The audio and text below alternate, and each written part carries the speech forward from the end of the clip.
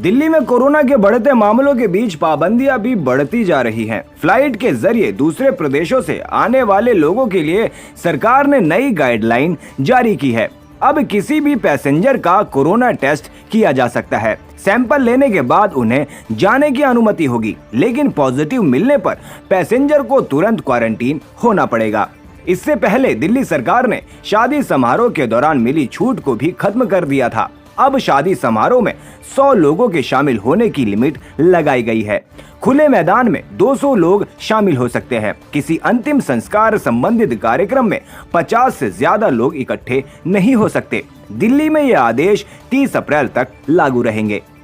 बंगाल में दूसरे चरण के मतदान से एक दिन पहले टीएमसी की प्रमुख ममता बनर्जी ने आज बुधवार को विपक्षी दलों के नेताओं को चिट्ठी लिखी है।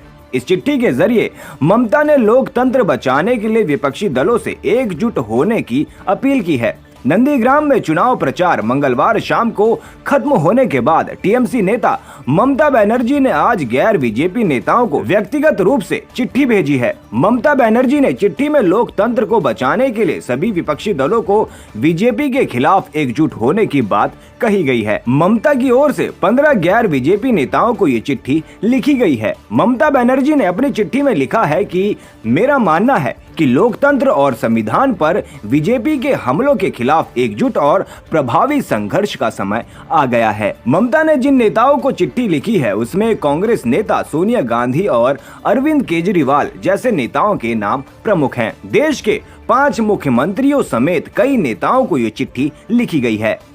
कल भारतीय क्रिकेट टीम के पूर्व खिलाड़ी और पश्चिम बंगाल चुनाव में बीजेपी के उम्मीदवार अशोक डिंडा पर मोइना में हमला हो गया। हमला उस वक्त हुआ जब वो प्रचार के बाद घर लौट रहे थे और टीएमसी रोड शो चल रहा था। डिंडा के मुताबिक टीएमसी समर्थकों ने उनकी गाड़ी को घेर लिया और उस पर लाठी, डंडों और ईंट से ताबड़तोड़ हमला कर दिया। ईंट से किए गए हमले में डिंडा को कंधे में चोटें आई, जबकि उनकी गाड़ी के शीशे चूर चूर हो गए।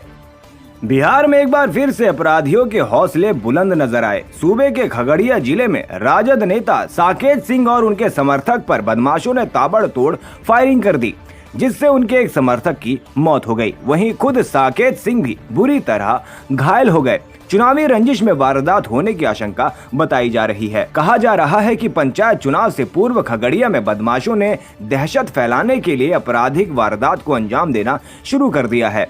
राजद के स्थानीय नेता और उनके एक समर्थक पर ताबड़तोड़ फायरिंग की घटना से इलाके में हड़कंप मच गया है। घटना के बाद से इलाका पूरी तरह से पुलिस छावनी में तब्दील हो गया। बताया जाता है कि जख्मी राजद नेता की मां मुखिया का चुनाव लड़ने वाली है। इसी को लेकर राजद नेता अपने पंचायत क्षेत्र में जनसंपर्क के लिए निकले थे, तभी बदमाशों ने ताबड़तोड़ फायरिंग कर दी। पुलिस मामले की जांच कर रही है। फिलहाल आरोपी पुलिस की गिरफ्त से फरार है। मामला नवादा के गोंडापुर खरीदी बीघा मोहल्ला का है, जहां पिछले 24 घंटे में 6 लोगों की संदिग्ध हालत में मौत हो गई। मृतक के परिजनों ने बताया कि शराब पीने के बाद सभी की हालत बिगड़ गई।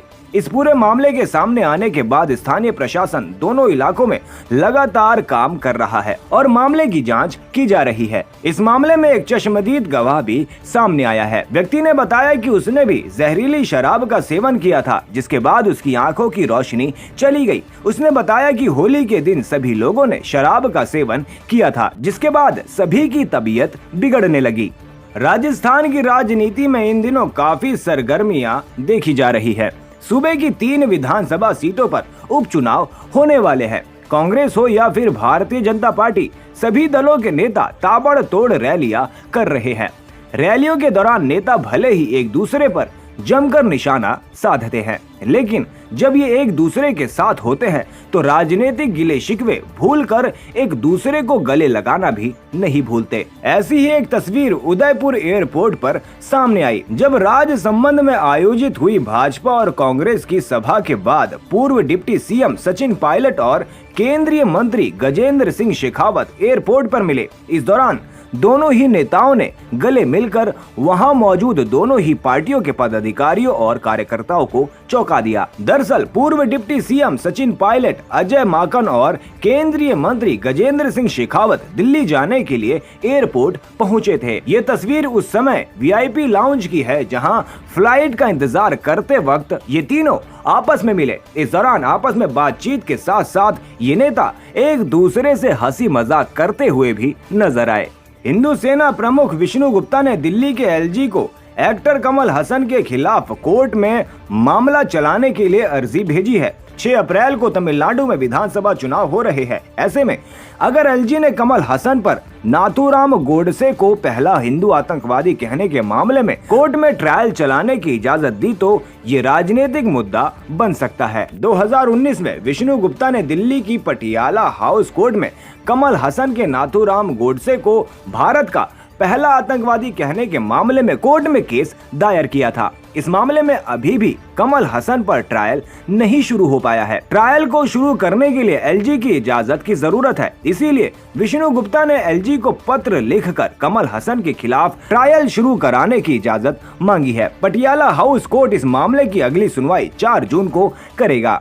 कांग्रेस नेता प्रियंका गांधी ने केरल में 6 अप्रैल को होने वाले विधानसभा चुनाव के लिए मंगलवार को प्रचार अभियान के दौरान प्रदेश की माकपा की अगुवाई वाली एलडीएफ सरकार पर निशाना साधते हुए कहा कि ये धोखाधड़ी और घोटाले वाली सरकार है, जो साम्यवादी घोषणा पत्र की बजाय उद्योगपतियों के घोषणा पत्र पर अमल कर रही है। प्रियंका ने कहा कि वाम लोकतांत्रिक मोर्चे ने साम्यवादी घोषणा पत्र के प्रति निष्ठा का संकल्प लिया था, लेकिन असल में ये केंद्र की मोदी सरकार की तरह उद्योगपतियों के घोषणा पत्र पर अमल कर रही है।